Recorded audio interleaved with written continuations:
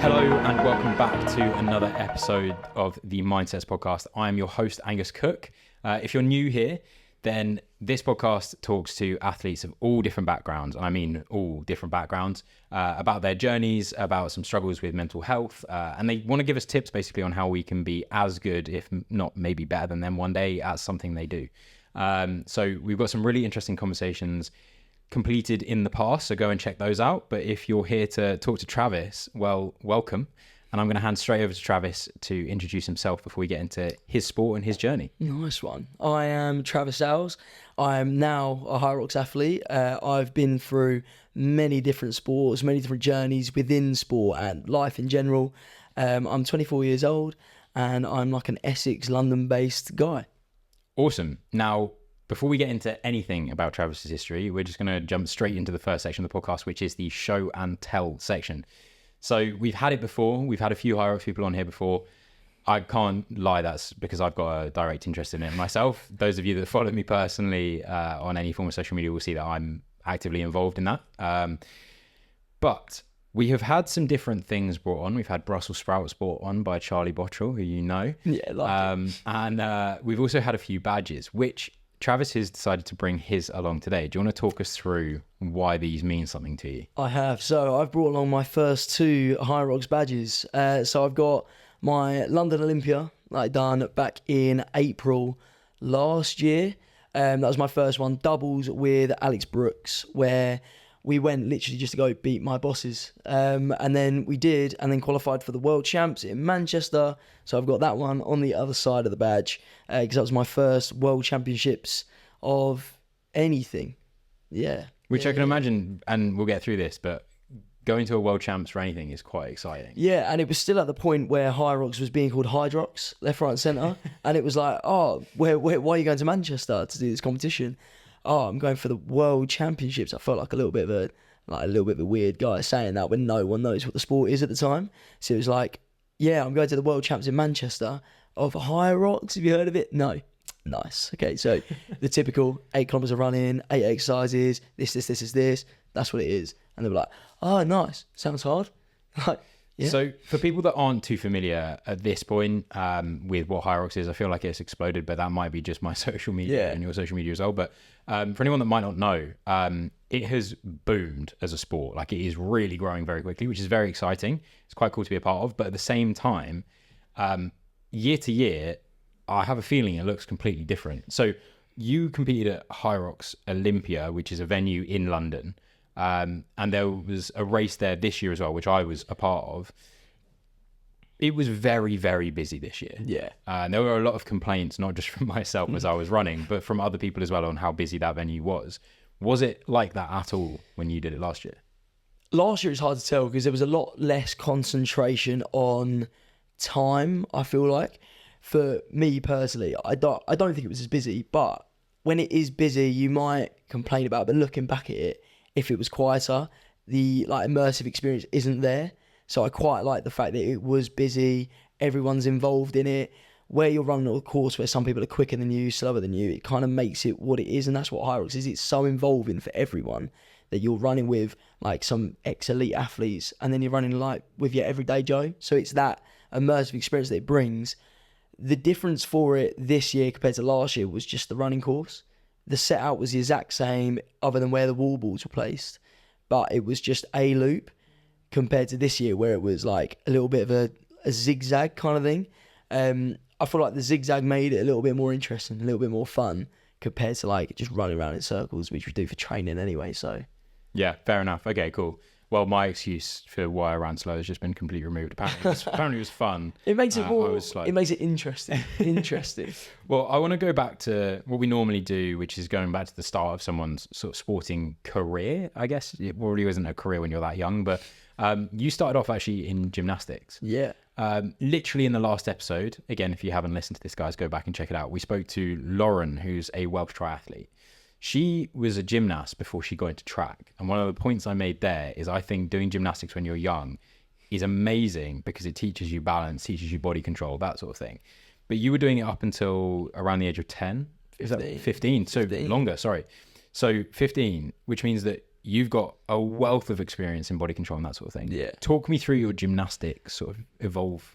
So I started gymnastics around 4 years old, 4 years old. I remember my first session. I used to live towards Upminster Way, so I done my first session in Upminster Gymnastics Club, and where you're so young, you just kind of muck about on bits of equipment. From there, I went to a different gymnastics club where they wanted to take it serious, like it was serious athletes just come out of that club. From there, for men, it's a little bit different to women. Women are taught to be bendy, they're taught to do all the flexibility side of things, look pretty, look nice. Men are taught to be powerful, strength elements. So it was straight on like the single bars, parallel bars, rings, pummel horse, all of like the power movements. Where typically I'm a little bit of a bigger build, especially back then, it's like, I guess a 5-year-old, I'm small, but I'm quite compact. So it was just straight into those strength elements. From there, it built up to the age of 10, where I was winning consecutively. Each weekend, I went to a competition, regional.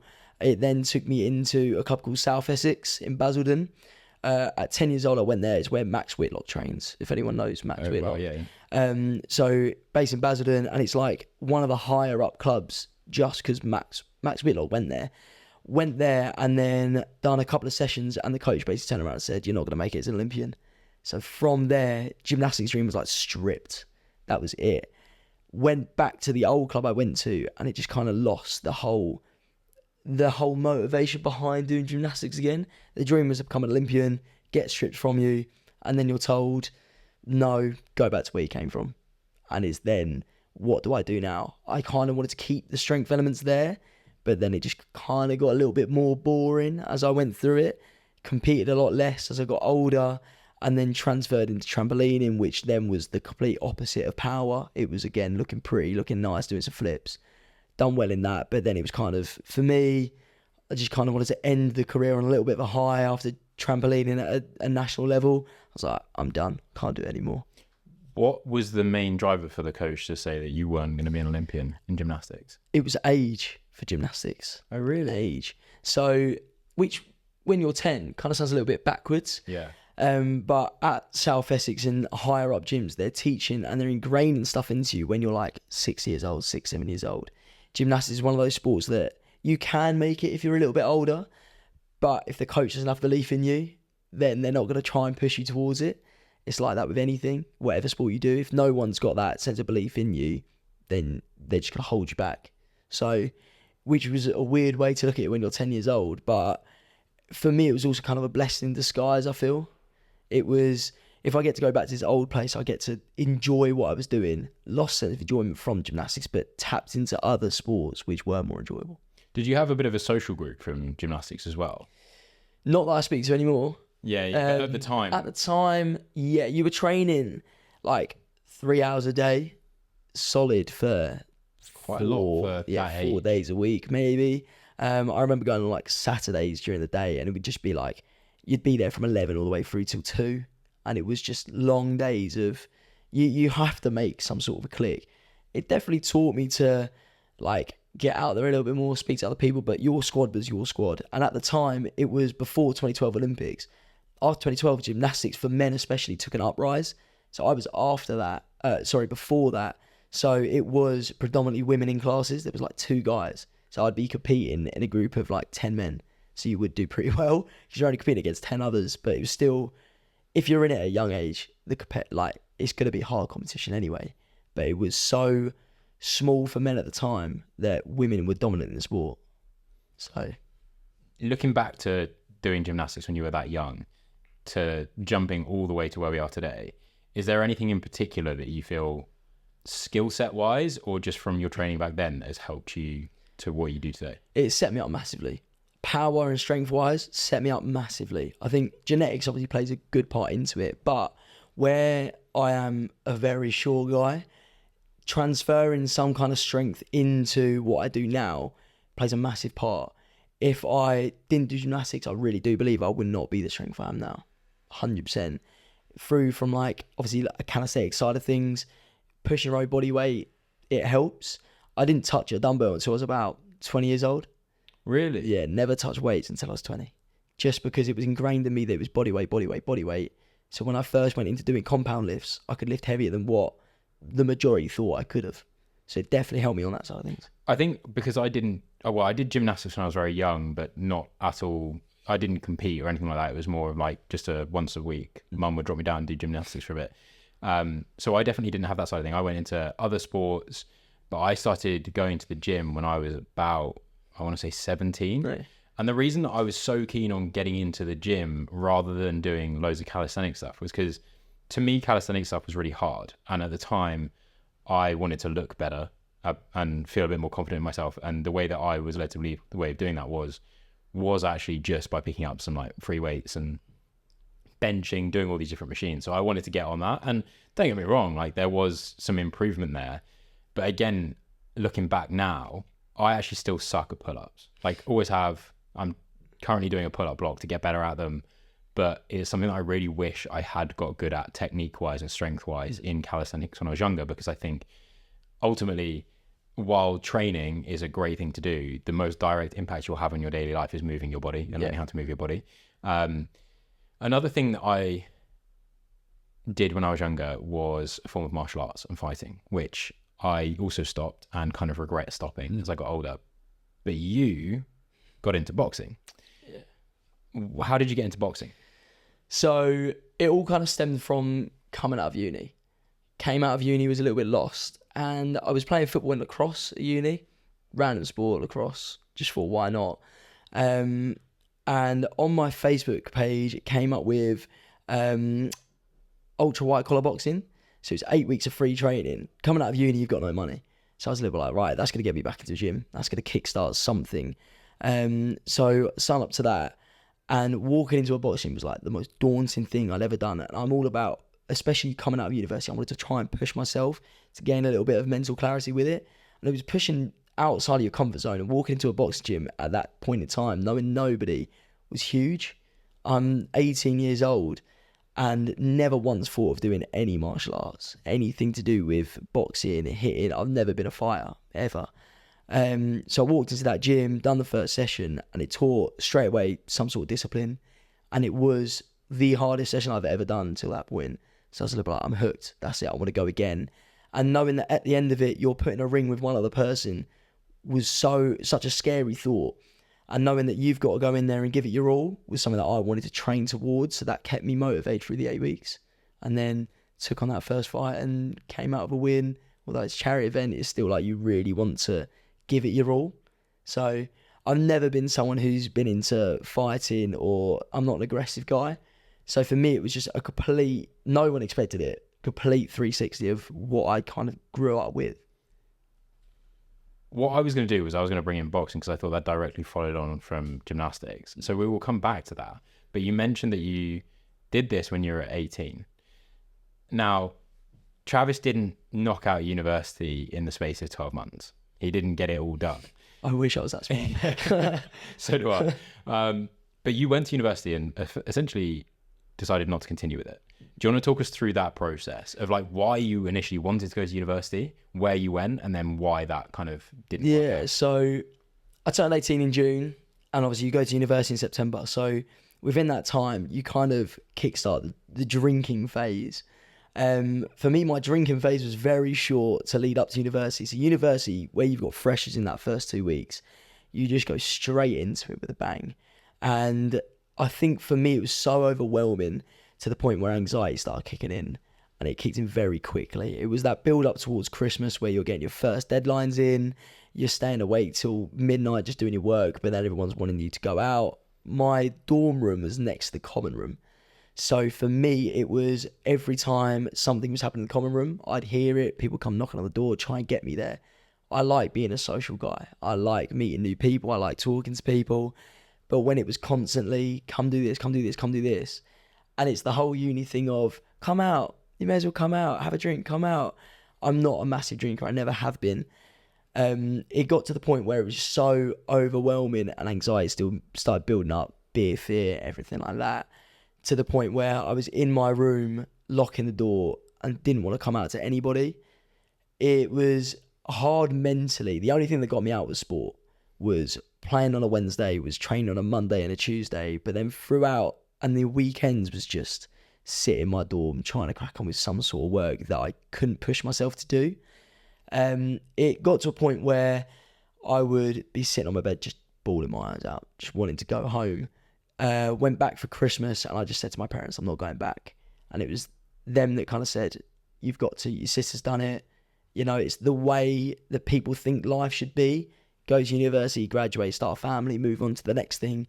But for some people, it doesn't work out. And I think saying that to my parents was one of the scariest things I've had to do. Like, talking to them was saying, I just don't want to go do it. And once we kind of had that conversation, they supported the decision. It was then the scare for them was, what are you going to go do instead? Because you feel like you come out of university with your degree and you're like, I'm going to go straight into the job I just trained for effectively. But for me, it was just a case of I couldn't put myself in that situation where I just felt lonely the majority of the time. And the only thing that kept me going was sport. And that's the only reason why I debated going back. But then I decided I couldn't do it mentally. I could not go. Do you think part of that is because it's your first time living away from home and there's so much change into your... if we talk about athletes generally, I feel like this will resonate with a lot of people that are listening. Athletes tend to be creatures of habit.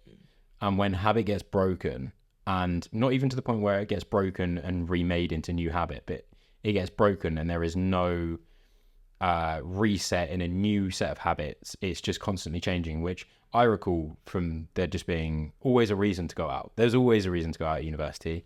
And there's always the people that will tell you your first year doesn't actually count because you just need to get 40%. It doesn't count towards your final grade. And while these things aren't lies, they are things that mess with you because it really plays on the fact of, do I sacrifice tomorrow for today? And at the time when you're that young, it's like, yeah, 100%. Like you only live once, all of this shit. Realistically now, if I get put in the same position, do I want to sacrifice tomorrow for today? I'm actually, in a very different way, I'm likely to say no, because I have so many things I want to do tomorrow. I don't want to sacrifice all of those things just to have a couple of hours fun time. But do you think that is kind of what ended up building on you and causing that anxiety? Yeah, I think my dream's always to become a professional athlete. Always. I've always wanted to get sponsored, go compete in world championships, do as best as I can as an elite athlete. That's what my dream's always been. Going to university for me was a plan B in a way. I was scared to go. I was scared to start drinking just because I knew that the dream wouldn't be achieved at university. It could have been. For a lot of people, it can be. But for me, I didn't have a sport at the time where it was like, right, I'm going to go and become the next best. Like, at the time, it wasn't even boxing, so the next best, I don't know, Mike Tyson. But it was that scarcity of, I'm now falling into habits that everyone else is going to be doing, and it's going to stop me from pursuing what I really want. That's where the whole new routine, going out drinking, just didn't fall in line with what my goals were in the future. And I think the anxiety got stemmed on because it wasn't what I wanted to do and what I wanted to be in life. That's where everything just started taking over. It comes down to like a pretty well-known phrase or quote, which is that the stress that you have or the anxiety that you have is in the work that you're not doing. Yeah. And so effectively, if you're someone that is extremely driven towards a target goal, well, if you look at all of the greats, they're not usually boasting about the fact that they've been out on a bender 3 times in the last week. And so you immediately feel like if they weren't doing that and they ended up being so good, if I am doing that, how on earth am I going to achieve that? So I can feel that is ultimately why you would get quite lonely. And at university, especially in that first semester, you're really trying to find your group. And if you're unable to find anyone else, and I think I was pretty fortunate in my setting, is that I did feel like a bit of a loner in my first year because there was a group of friends that I really wanted to be friends with. And the only real way of doing that was to go out and socialize with them. But at the same time, I kind of enjoyed going to the gym, being on my own a little bit. And through university, I stuck at it and I went through groups and I played for sports teams. So I had some people that I had in different social groups that had the same interests as me.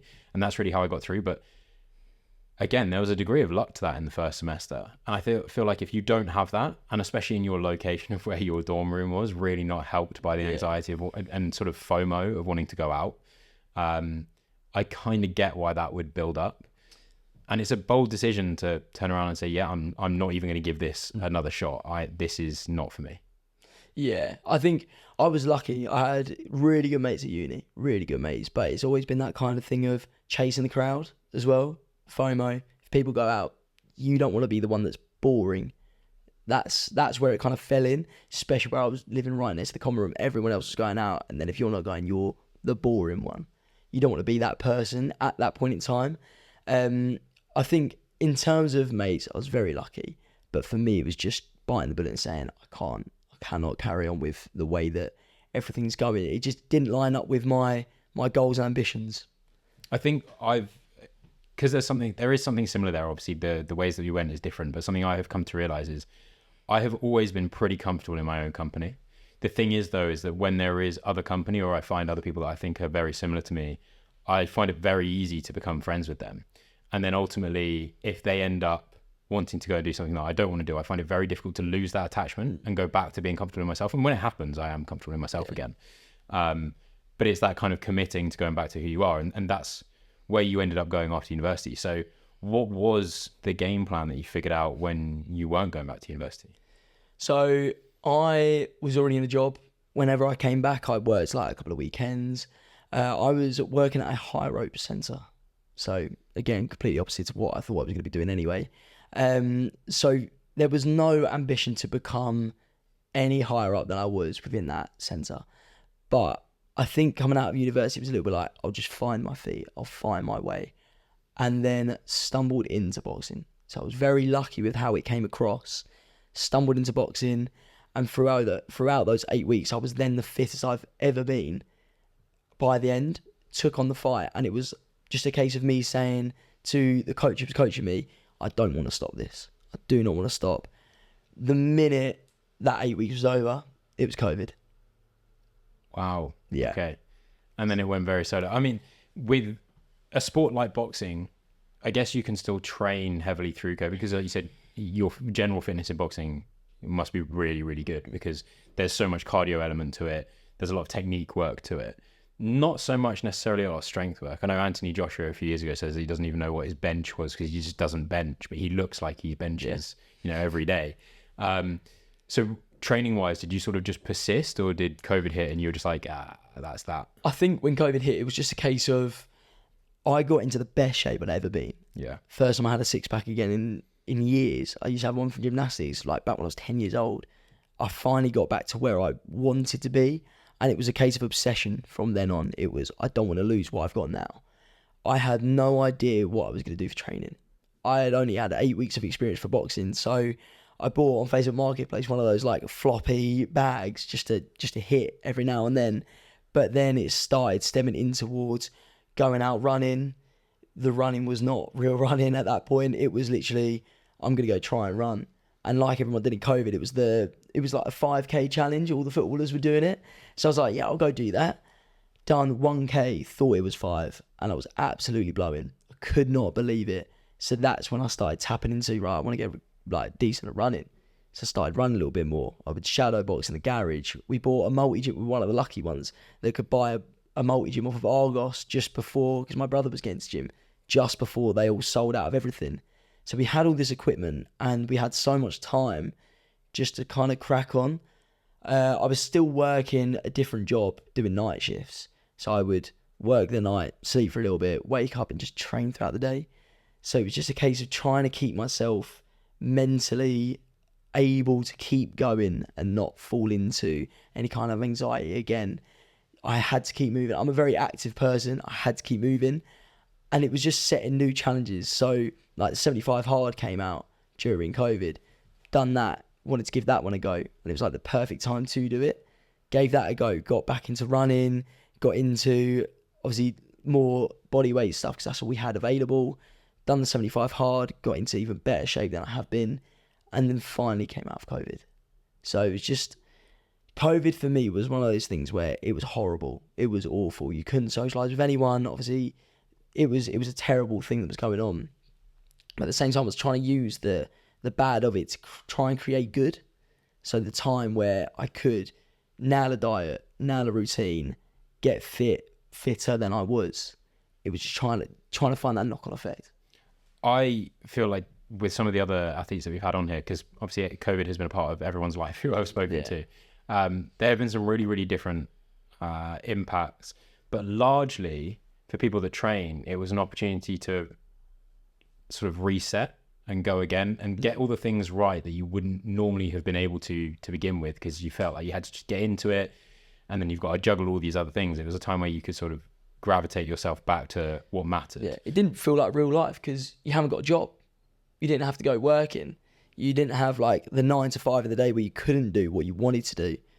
It was that kind of reset where I've now got, I don't know, 12 hours in a day to do whatever. What am I going to do? So after COVID, came back out, you managed to deal with that. Looking at where we're at now, where you've done quite a few different ultras, you've done obviously Hyrox racing. Where did you go from, trying to hit someone else in a ring to actually taking yourself into a very dark place on some of these ultras and these other endurance events?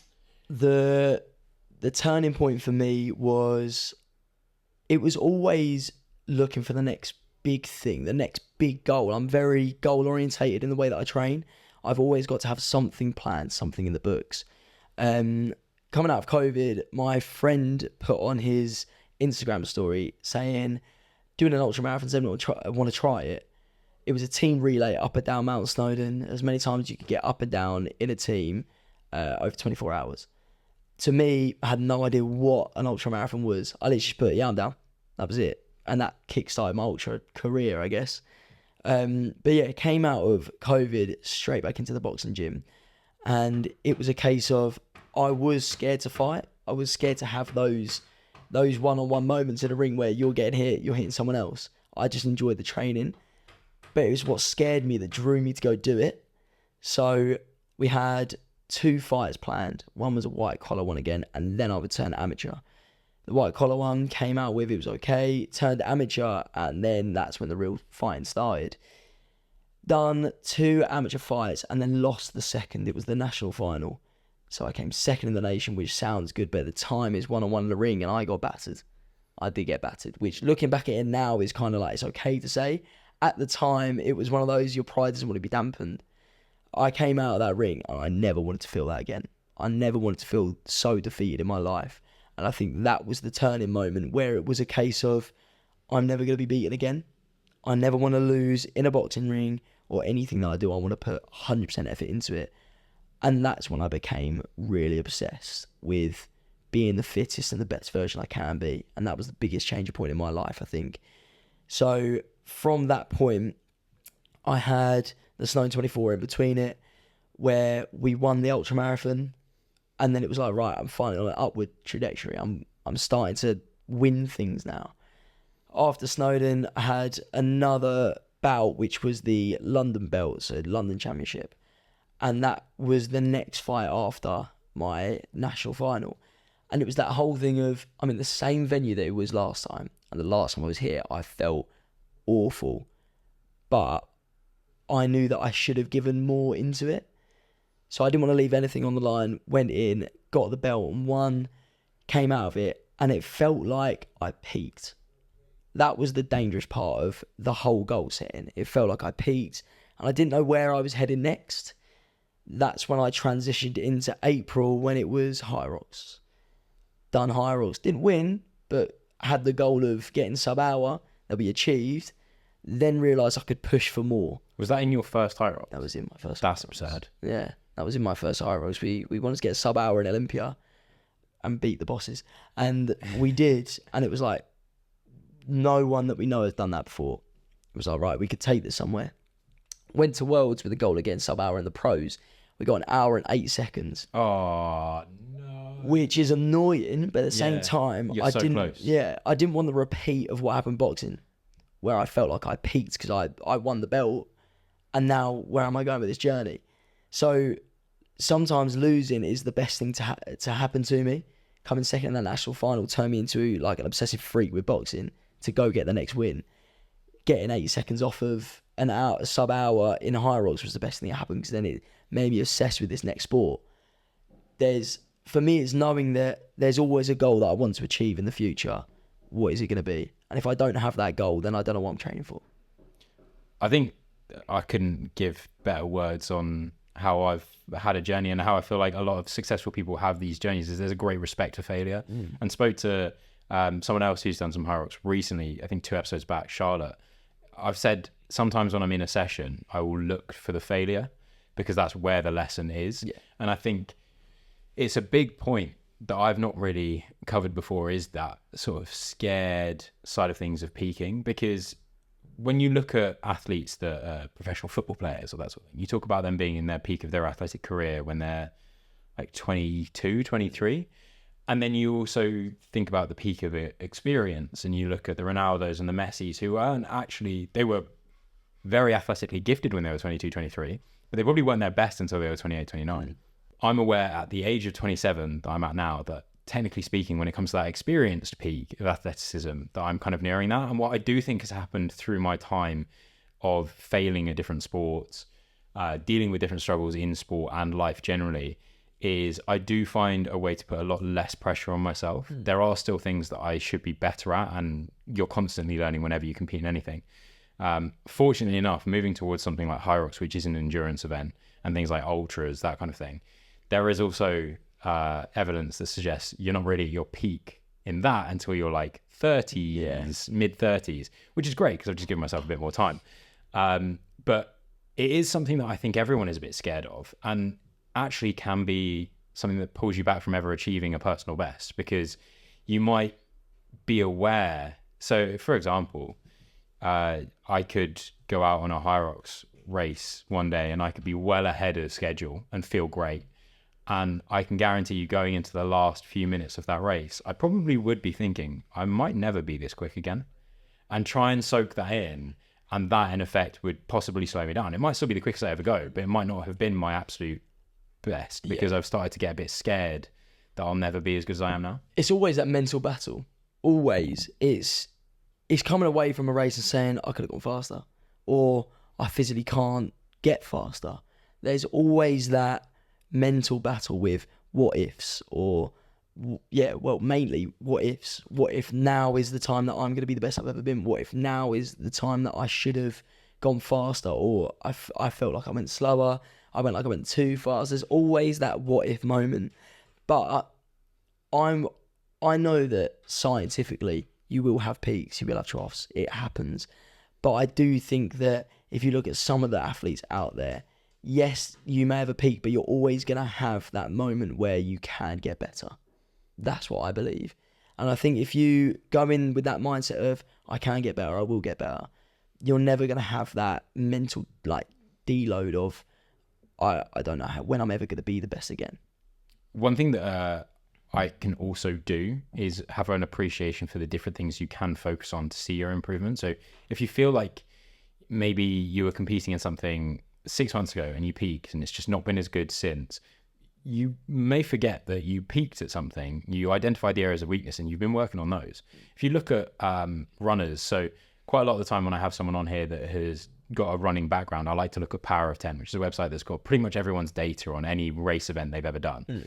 And quite often what you actually see is their fastest time they ever did might have been like, let's say 2019, just before COVID. And then out of COVID, they have come out of it and their times are within 0.2 of a second of that. So still pretty close, but not as fast. But then you actually look at their results, and their results are far better in terms of their racing. And what they've got better at is they've got better at racing. So they've got better at sticking to the person and then kicking at the right time. And while that might not convert in the final time achieved, their results are better. And ultimately, winning races is more important than having a good PB to end your career with. There's so much that goes into a race. Stuff like that. There's so much that goes into it. There's all your training block before it. There's then on the day, conditions, course, fueling. There's so much that goes into it. It's then one of those, again, mental battles of how are you going to take it on? I think that's the main thing.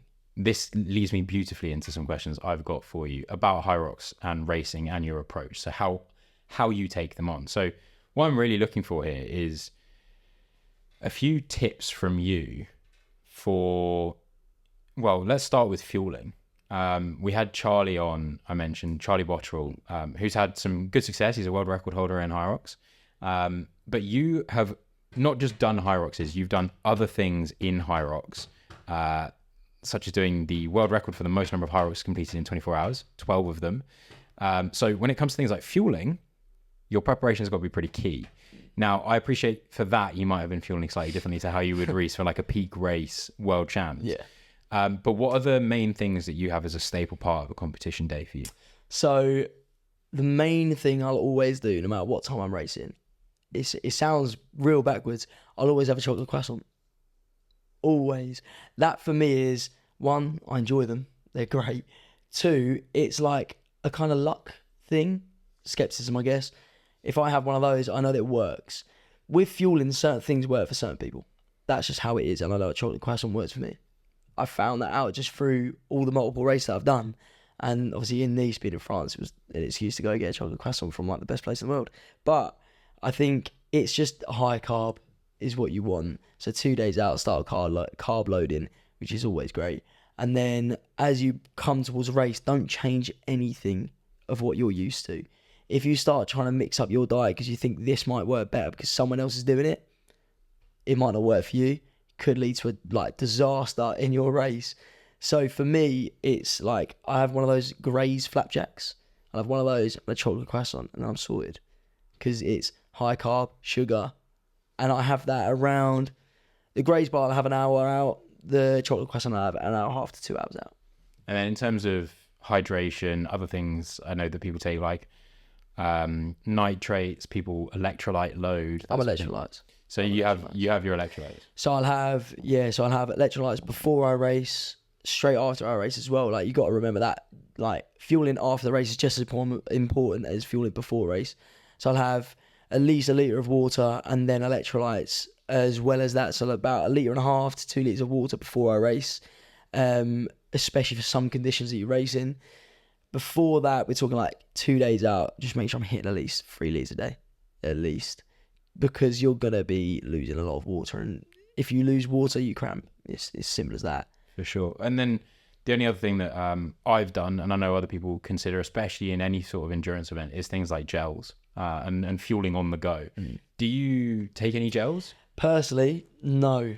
Gels have never, ever worked for me. I've never taken gels.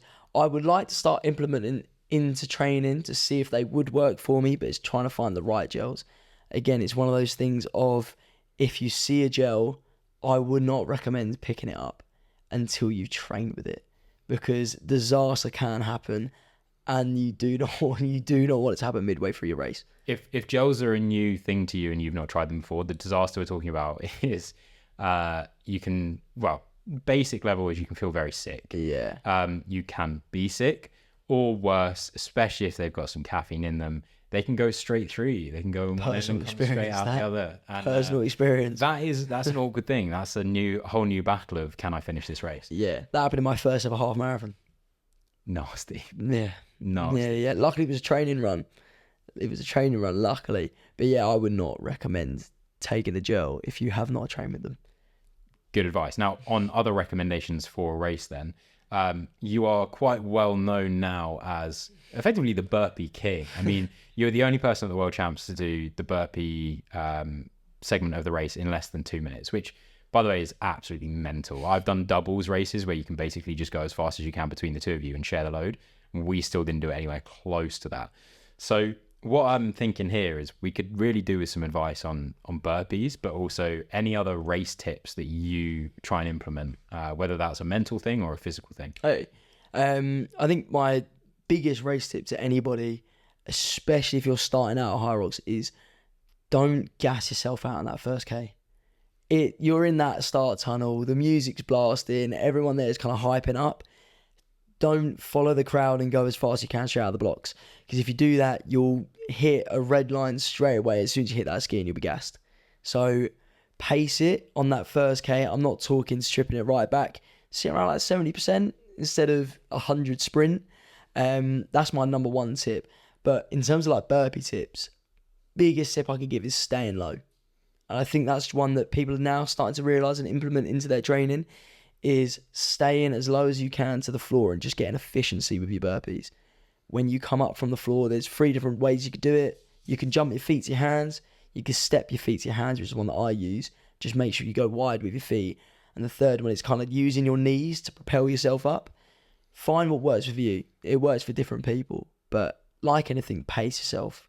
If you know that you could do them in 5 minutes, stick to that 5 minutes. Just try and get into a rhythm of it. But work out what technique works for you and stay as low as you can to the floor.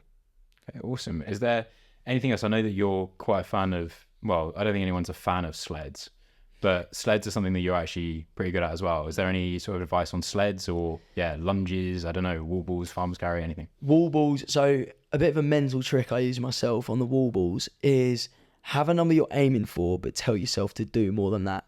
So let's say you're getting really tired and you're like, right, I'm going to go for 10. Do 10. When you hit 9, say you're going to do 12. When you hit 12, say you're going to do 15. Hit 15, say you're going to do 20. Always try and mentally break it down. Physically, you will be aching. But if you mentally give in to that ache, it's a losing game. Same with the sleds. When you're pushing the sleds, it's not necessarily can you push them faster than the person next to you or can you push them further. It's a case of push to where you feel like you're going to stop and go that extra meter. That's how I would do the sleds.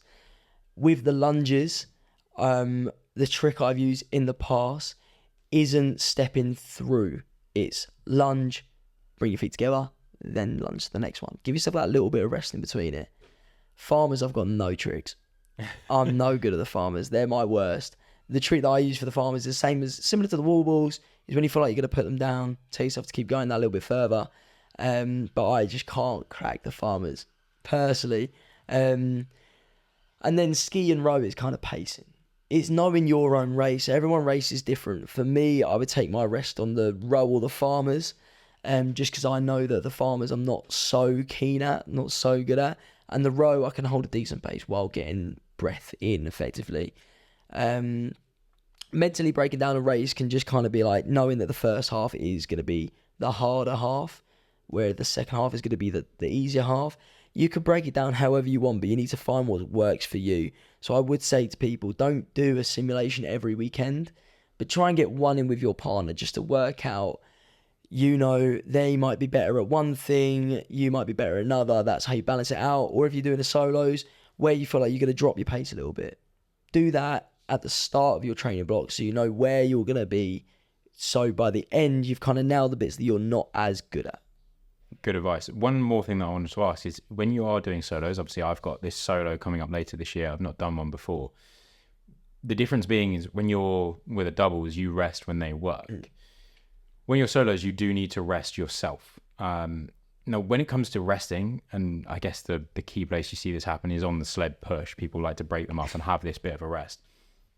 Would you recommend resting on a breath count, resting just till you feel good, or you have a way of keeping time? I mentally break it down again. It's one of those things where I will not count further than 5 seconds, but my 5 seconds would be 1, 2, 3, 4, go. Okay. So I'd always do that. On the sled push, sled pull, wall balls, anything where you can take that little bit of rest, count to 5, count to 3, count to 5. Depends how ruined you are at the point. Sometimes I'll go 3, sometimes I'll go 5. But I know that if I break too much and I add those 5 seconds together, it will very quickly turn to a minute.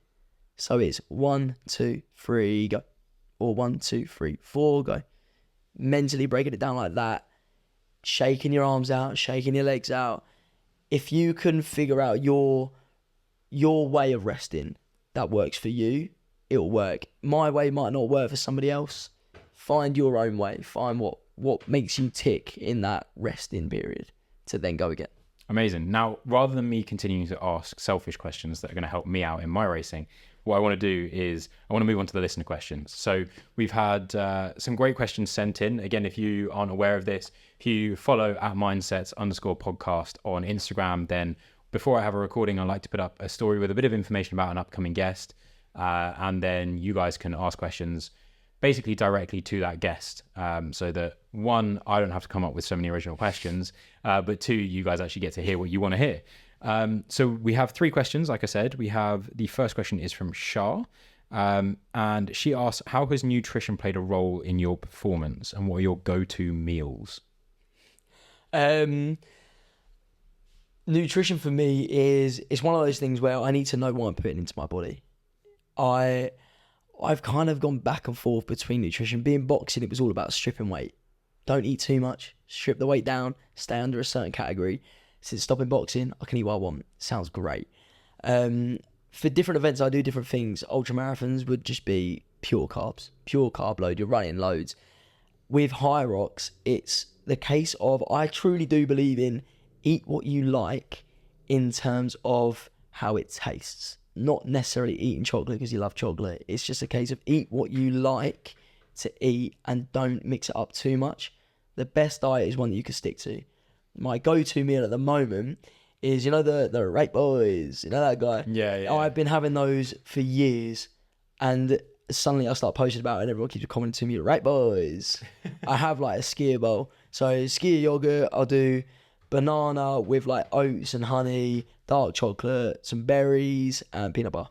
That's my go-to. Solid. I've actually got something pretty similar, but I've only recently discovered the power of protein skier yogurts because they're so good. Definitely recommend if you've not tried those, definitely get on those. Yeah, mix it all together, it's banging. Yeah, it's so good. And it looks nice. Yeah, do you know what? I think that's the important thing. I go to work and everyone compliments me on my breakfast, and immediately I feel like I'm having an even better breakfast. Oh, they're so good. Amazing. So the next question comes from Dom. What would be your dream event to compete in? Oh, the Elite 15 of Hyrox. I think it's definitely up there. And also, I would like to do UTMB. I'd like to give that a go. Or the Speed Project. I'd like to do that. That's a big one. I've really got my eyes on. If one day I can get involved in the Speed Project. I mean, I'll be honest. There was a European one this year. I don't know if you saw that. It literally happened in the last 2 weeks. I'd love to do that because they did it through the Alps. But the American one would be sick. Yeah, the American one I'd like to do. So Speed Project, Elite 15, or if somehow Hyrox can get into the Olympics, the Olympics. Oh, yeah. The goal was that for boxing, and then I kind of fell into Hyrox, so then it was like, if Hyrox gets into the Olympics, even better. Awesome. The final question comes from Emma. What's the worst mental battle you've had while competing / training? The mental battles I've had in race was Manchester, Hyrox. That's probably the toughest I've had in terms of during race battle.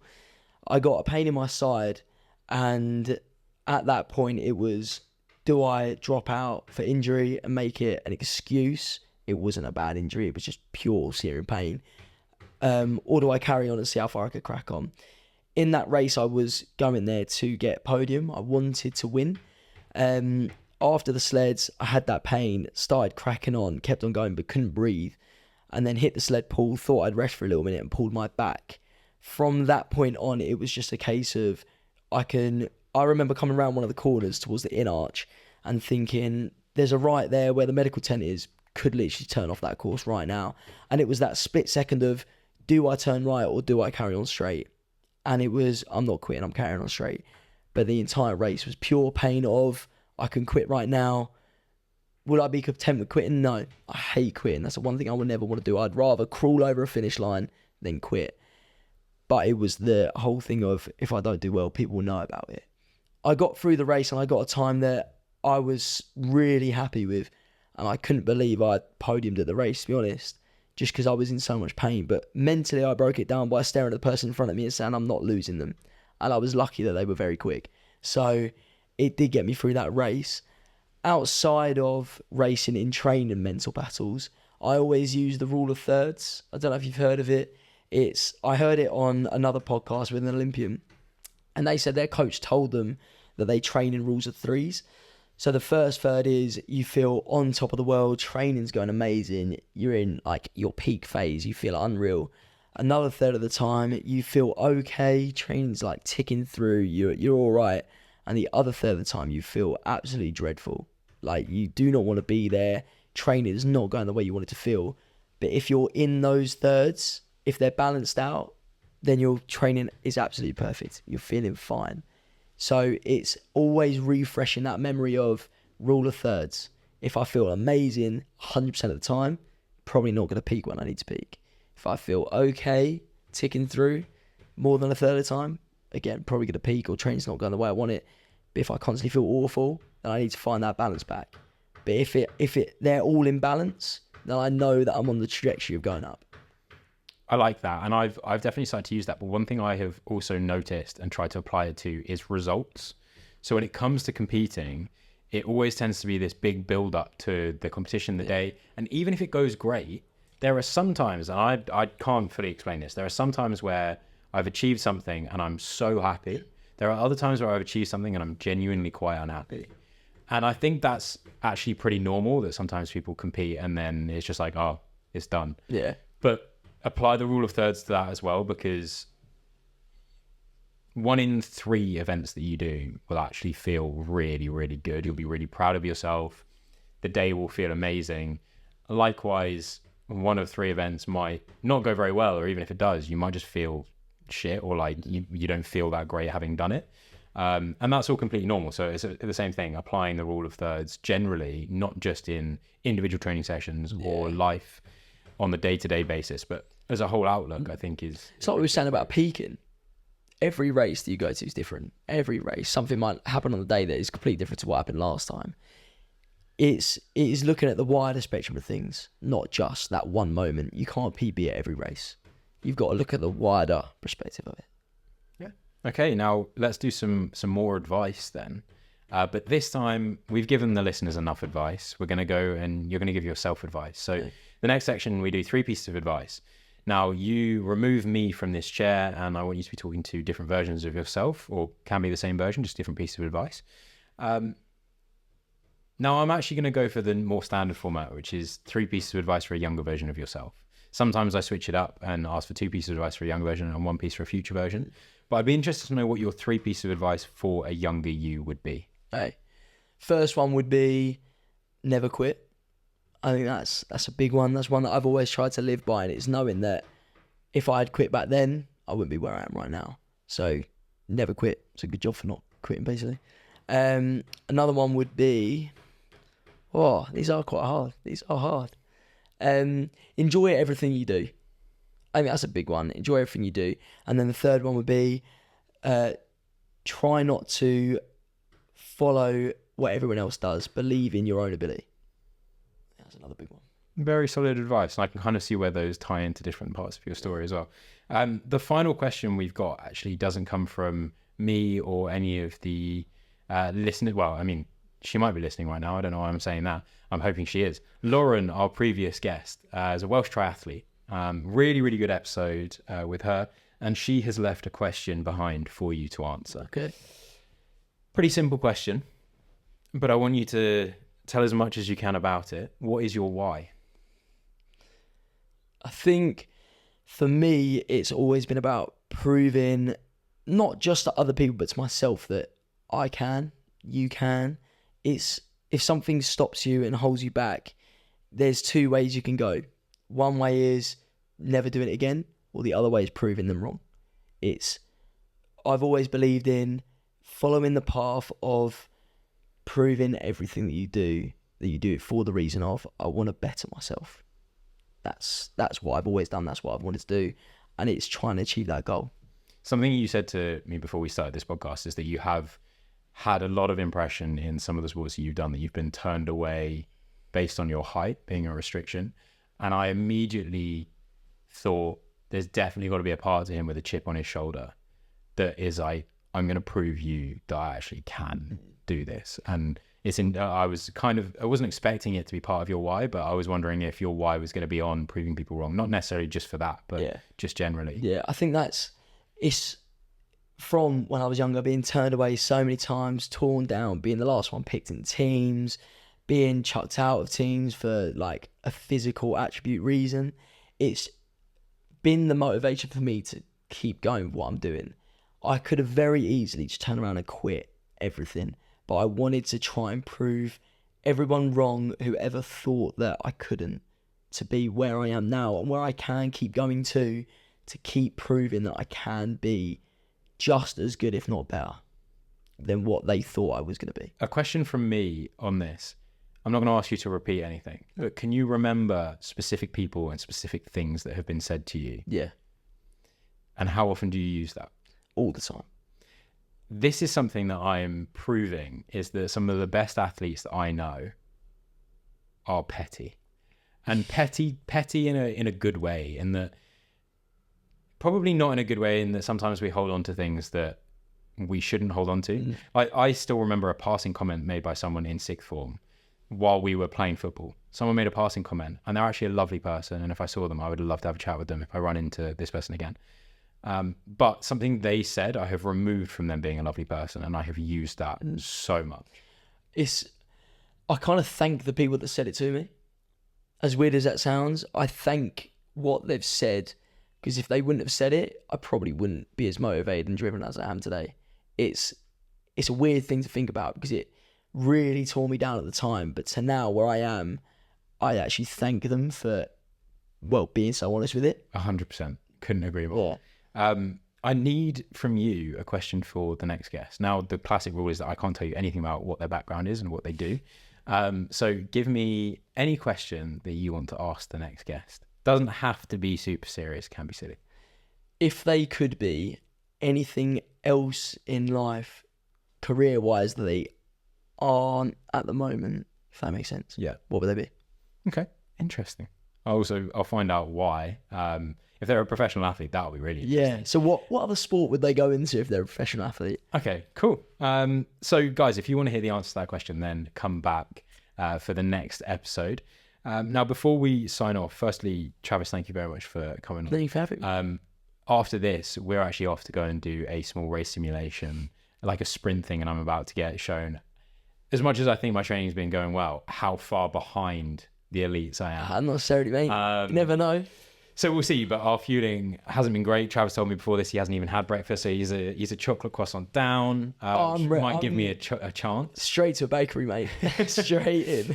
So we're going to get off to that. But Travis, where can people find you if they have more questions or if they want to learn more? Because I know you give a lot of tips out. Yeah, so everything on all social medias is Travis Owles. So it's TravisOwles. Just like spelled Owles. A lot of people get that wrong. But yeah, Travis Owles on everything. If anyone's got any tips or any questions, just shoot me a DM and I'll be able to get back to you. Amazing. Likewise, guys, if you are here listening for the first time and you want to drop a follow on the social media for the Mindsets podcast, it's at mindsets_podcast. That is the same for all of the social medias. You can use that also to find us on YouTube if you are wanting to watch this. Obviously that works quite well if you're wanting to watch the show and tells, that kind of thing as well. Also, I haven't actually drunk out of my mug this episode, but there's mugs that have the podcast on it you can look at. I'll drink out mine now. Oh yeah, there we go. I'll show the other side of it as well. Travis being a great guest. Look at that logo. It's amazing. But guys, thank you very, very much for tuning in. It's been another great episode. Very much looking forward to the next one as well. So make sure you come back and you bring your friends with you. So I look forward to seeing you all in the next episode. With